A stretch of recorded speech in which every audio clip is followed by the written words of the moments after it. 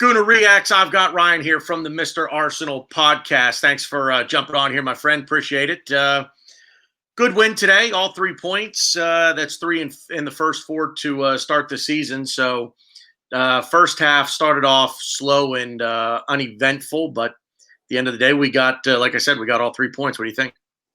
Well, yeah, it's like you said, 3 wins out of 4, which, again, any Arsenal fan would have snapped your hands off. You said before the season started, you're going to get 9 points out of 12, and you'll be in the top 4 for the international break. Would have snapped your hand off. But as you said, the first half was so slow. It's like I've said it before, not just under Arteta.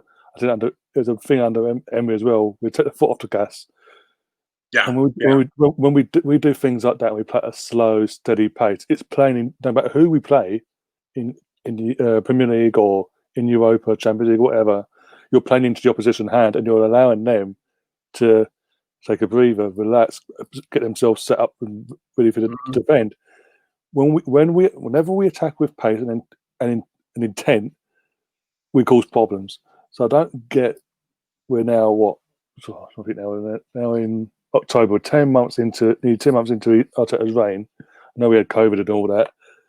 Why the players are their fitness levels are clearly not of the peak where they need to be to be doing that on a consistent basis. Because let's not beat around the bush. Especially when it comes to our front line, we've got the attacking talent to be that hard, fast attacking force that we've seen in the past. We've got Aubameyang, Willian, Lacazette. Even Pepe came on today and changed the game. So we've got that. That's our midfield, and this is the main thing that has concerned me in these first few games of the season.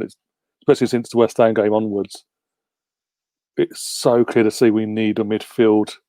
Yeah, some creativity there, adjustments. Yeah, we're literally 2 players away from being where we need to be. Yeah.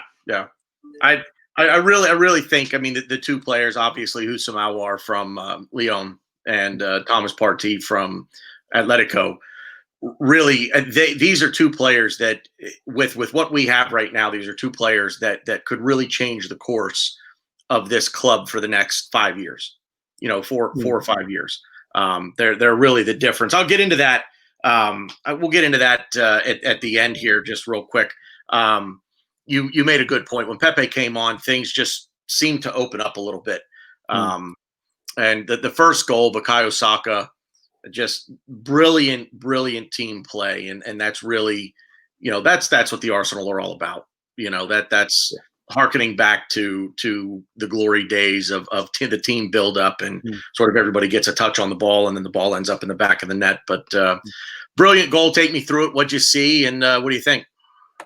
Well, basically, as you said, team play, literally something we hadn't done. Up to that goal, we hadn't done even attempted to try any of that. It's literally just get the ball and try and penetrate with one pass.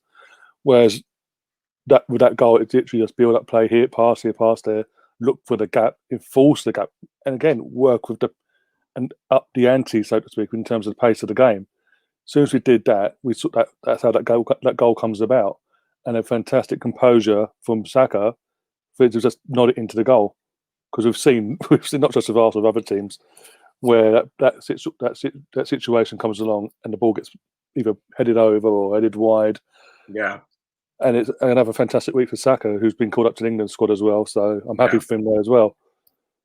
Got to be absolutely buzzing. Bukayo Saka on cloud 9 right now. What a week he's had. Got to be. And then the second goal, just a brilliant individual effort from Nicola Pepe, and maybe this will silence some of the Twitter haters of Pepe. And I mean, look, when you come with a £72 million price tag, it's going to be some pressure, and you're going to have maybe some unrealistic early expectations. But there's a player in there, and I think we saw what he can bring to a game today with a brilliant individual effort. Oh yeah, definitely. And as like you said, the price tag doesn't help him. But again, this is what I've tried saying on my channel as well numerous times, even especially for our last season. He didn't ask the club to pay that money. Right. It was his previous club that asked that. They put that price tag on him. And you got to remember last season as well, he had to play under 3 different coaches. Unai Emery, Yeah. Freddie Ljungberg for a brief period, and then Mikel comes in. It's only now, it does seem it's a bit of a confidence player. So, and we saw near the end of the return of the back end of the last season, the sort of player we bought, because suddenly the performances he was putting in every other game were off the level of what you expect. Especially the FA Cup one was arguably his best game he'd had for us up to this point. Yeah. And yeah, to see him to come on today and obviously score that, not only score that goal, but obviously change the whole mood of the game, because it looked like a die. It was going to be dragged out to a 0-0 up to that point. We didn't look we had no creativity. We didn't look threatening at all.